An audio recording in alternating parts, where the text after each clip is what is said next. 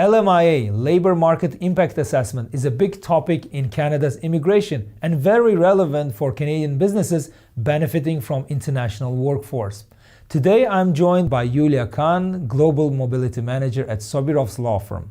We had a prior conversation about LMIA types. If you haven't watched that video, make sure you do. And today we will be talking about LMIA process in detail.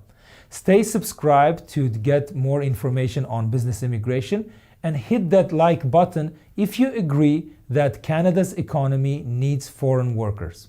Just a quick reminder before we start. Please note that whatever you hear in these live sessions or any content you see on social media by Sobirovs Law Firm is general information only and not legal advice. While we may use certain real-life scenarios or legal cases for learning purposes, it is important to remember that this does not constitute a legal opinion. For personalized legal advice, please consult with your lawyer or hire a Canadian immigration lawyer. Now, let's get back to our show.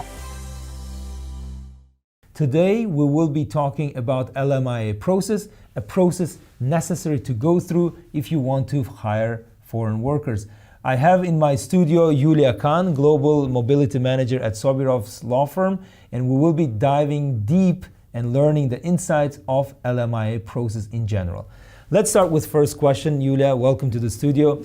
What is LMIA in general? Can you introduce us to LMIA? LMIA stands for Labour Market Impact Assessment, which basically assesses the impact of the foreign worker on the Canadian labour market. It is the process that all Canadian companies need to go through if they want to hire foreign workers from abroad or if they want to hire foreign workers from inside Canada as well.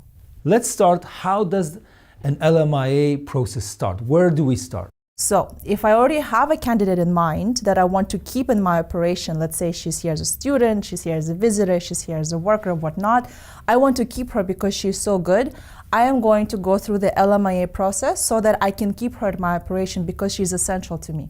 That's kind of the first step of how it goes is with the candidate. So you either know who you want to hire or you are, let's say you are in construction industry and you are very short of worker, just very, very short.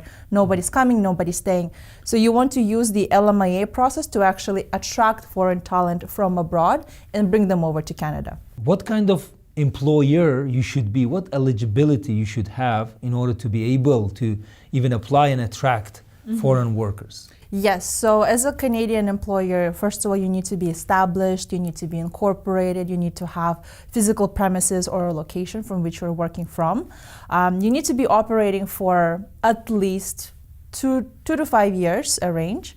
And you need to have employees on payroll, and of course you also need to have revenue. You need to show to the Canadian government that you're able to afford your foreign worker, that you would be able to pay them wages and maintain their employment. Those are the very kind of basic general categorizations. And then of course ESDC, the government body that issues LMIA approval letters, they also have a list of ineligible employers, and they actually do put separate distinctions on who's not eligible for the LMIA or who had some kind of an issue in the past, but now since some time has passed, they're now eligible to do it again. So it changes. Okay. How about the need? Do you have to demonstrate the need to hire an additional worker?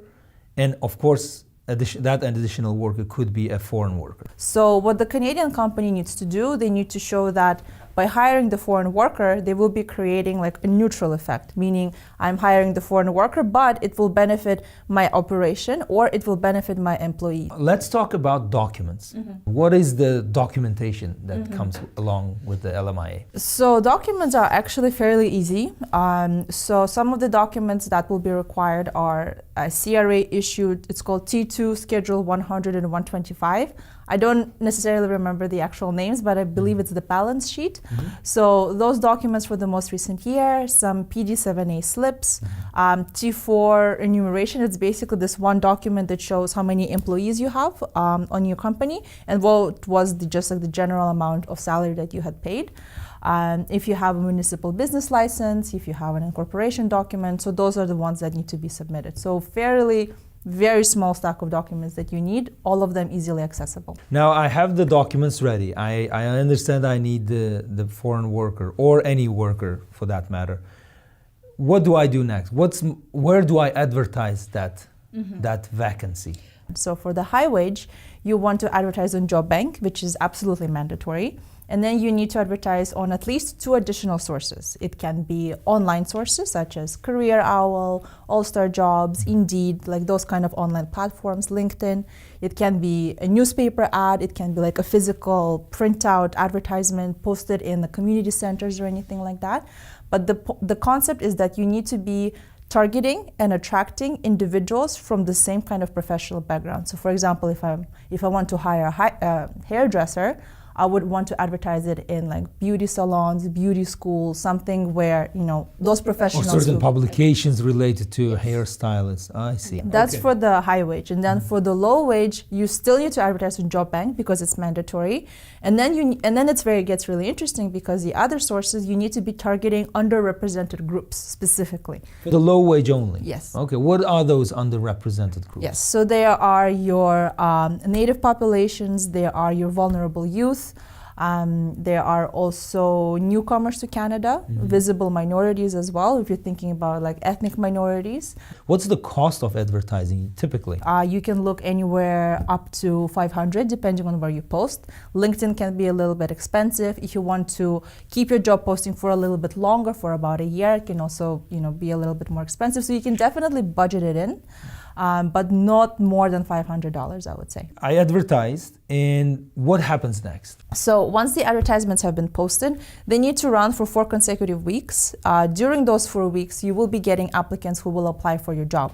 So this is where you would need to screen them, which one of them are Canadian citizens and permanent residents, which one of them are already in Canada and has work authorization, they have an open work permit, and those who are completely abroad, not in Canada, will require work permit sponsorship. So that's when you start screening all of those applicants and then scheduling an interview for those who meet the job requirements and screening them just to see whether or not the current Canadian labor market actually already has talent that you're looking for.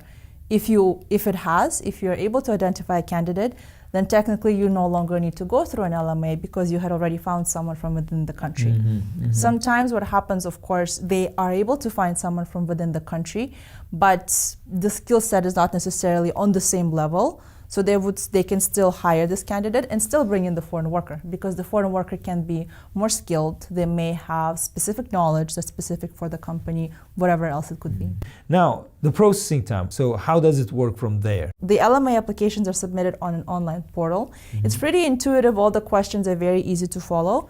And you just follow along and answer all the questions as they're presented. There will be questions about the business. For example, what's your CRA business number? How many employees do you have? Like very basic questions about the business.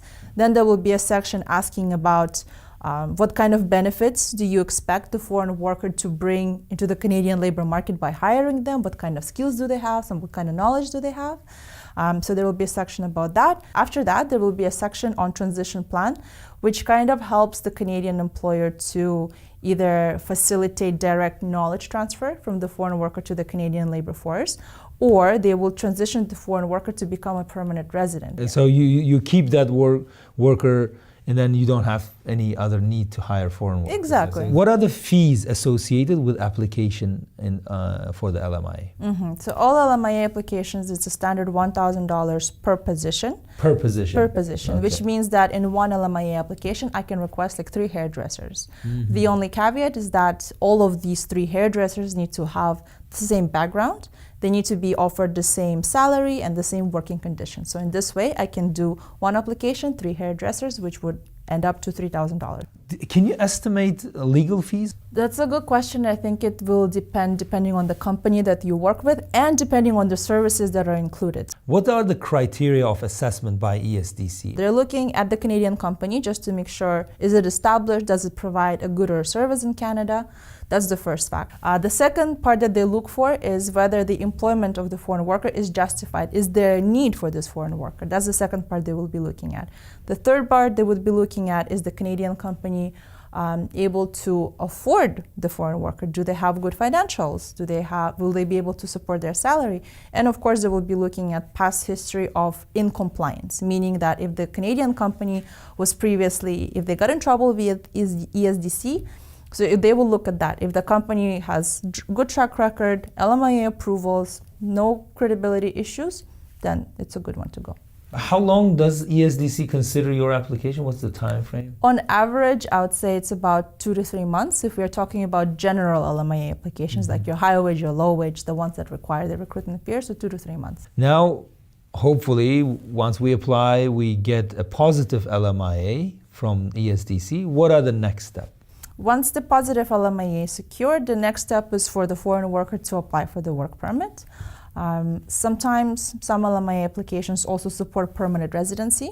So depending on what the Canadian employer facilitated an LMIA application for, there's the two routes, either work permit, either permanent residency. What is the period that they have to wait until the outcome? On average, approximate average, it's about 4 months. Sometimes it's shorter, sometimes it's faster, sometimes it's longer, depending on where they are. From inside Canada, lately the processing times have been very long. It ranges to, I would say, on average 8 months. So it's very, very different. Sometimes it can be as fast as 2 weeks. What are your tips for those who are thinking of hiring foreign workers to increase their chances of success in LMIA? Definitely prepare the advertisements per ESDC requirements. Every information that the ESDC asks for, just post it. Advertise for 4 weeks. Maintain job bank until the LMIA decision is issued. Research what is job match on job bank. It's pretty straightforward.